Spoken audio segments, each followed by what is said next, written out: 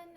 I'm Vanessa, a librarian at the Bridgewater Public Library, and this indoor gardening video is going to be about some fun little plants, and they are called air plants, otherwise known as tillandsias.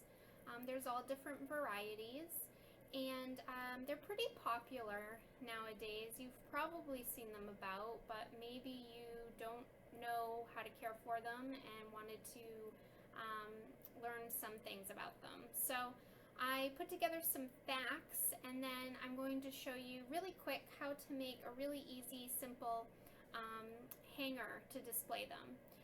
So air plants, or tillandsias, their natural habitat is normally like a tropical, very humid climate outdoors, and they are epiphytes. So they attach. Epiphytes means they attach to other plants in nature or trees, really anything, a piece of bark, and they're really fun to have in your house. They're mobile. You can put them in all different spots, and all different display options. So let's see, they don't have roots, so they do not get nutrients through the soil and watering that way.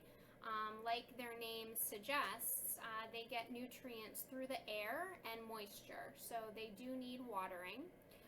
They do really well in diffused or bright light, and they come in all different colors. And one tip to know, so I have like a red one here, or red tinged, and I also have like a purple tinged one, and then of course like a dark green.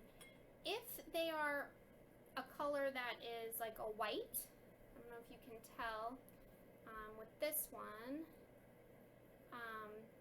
but if it's white like this or like a grayish green, they're going to need more light than this guy. So these would be more bright light. This would do fine in diffused or fluorescent light. And then when you water them, there's a few different methods. So I have here a mister. So you fill that up. Oh, has water in it. Didn't think it did. But you mist them, which some of these guys do need a little mist.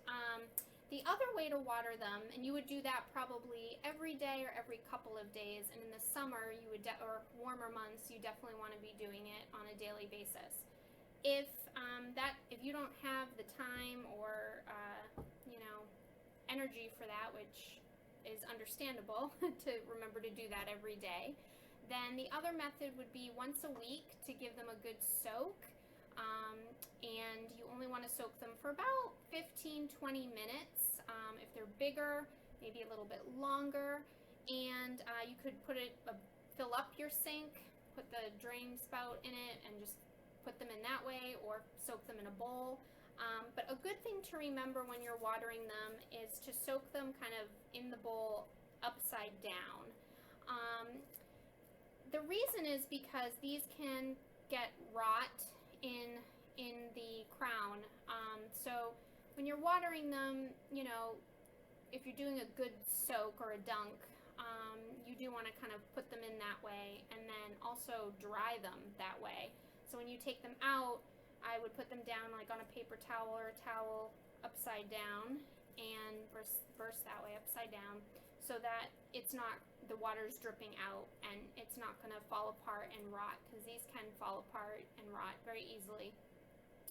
Another way to dry them out fast is to actually place a little mini fan next to them when they're drying. So if you have a bunch of them, and you're soaking them once a week, then just lay them all out upside down, blow the fan on them, and that's a really good way to dry them out quickly. You don't want them sitting in water for a long period of time.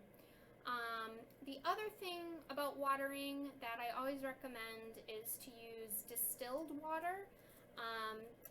If you don't have distilled water, you can definitely use filtered water or let tap water sit out for a while and then put it in a mister or in a bowl of water if you're doing the once a week soak method. The reason I say that is because most tap water has chemicals, chlorine, fluorine, so it doesn't really, these plants don't really do well with that. Let's see. So after, you make sure that they're watered okay, because they can't just survive off of air despite the name, and you make sure that they dry out. Another good thing that you could do is you could fertilize them. So I have a little Tillandsia spray fertilizer that I got off of, Amazon. But if you didn't have like a specific Tillandsia fertilizer, you could, I heard, use just regular indoor plant food, but just make sure you dilute it really well with the water when you're misting or soaking them in that mixture. So you could use just regular indoor plant food. Okay, and let's see, what else can I say? They're just really fun. I remember when I first saw them, I was like, what are those? But, they do well. A lot of them do well in little terrariums because this provides kind of more of an enclosed, humid environment. You can put them in little hanging things. And again, they come in all different fun colors.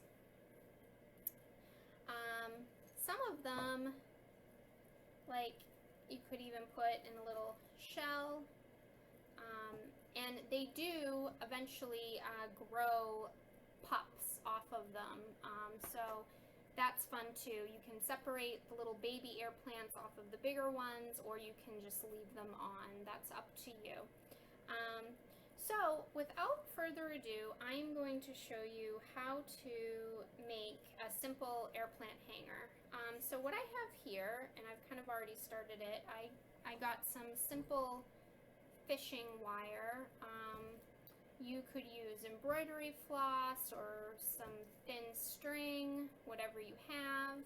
And I have this sea urchin shell. You can find these in craft stores. You can get them off of Etsy, other places online. So they're not hard to find. And what we're going to do today is we're going to kind of make a little air plant holder that looks like a little jellyfish hanging down.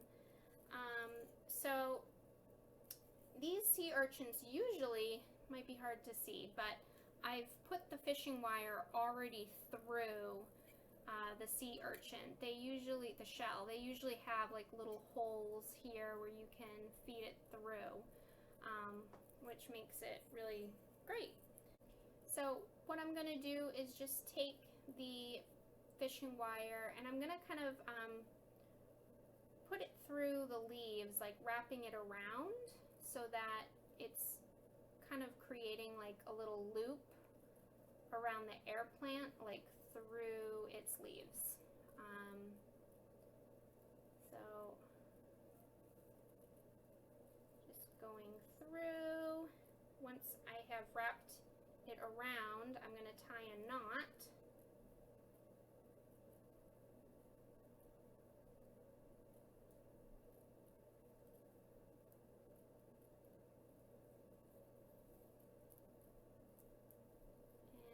Probably do another quick tie just for good measure.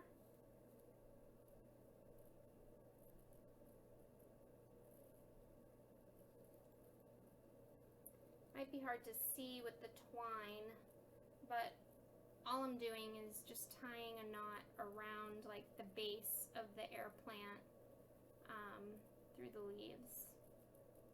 And then I'm just going to take some scissors and trim off that extra, and then like I said, I've already put the other end through the sea urchin, so I'm just going to pull up.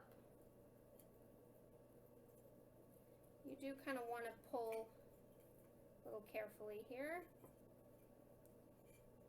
Both the air plant and the sea urchin are kind of delicate.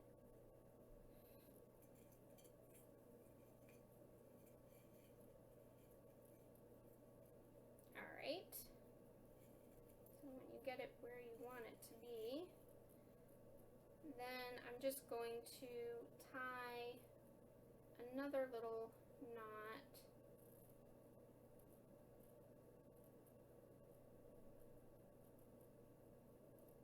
kind of to make a loop.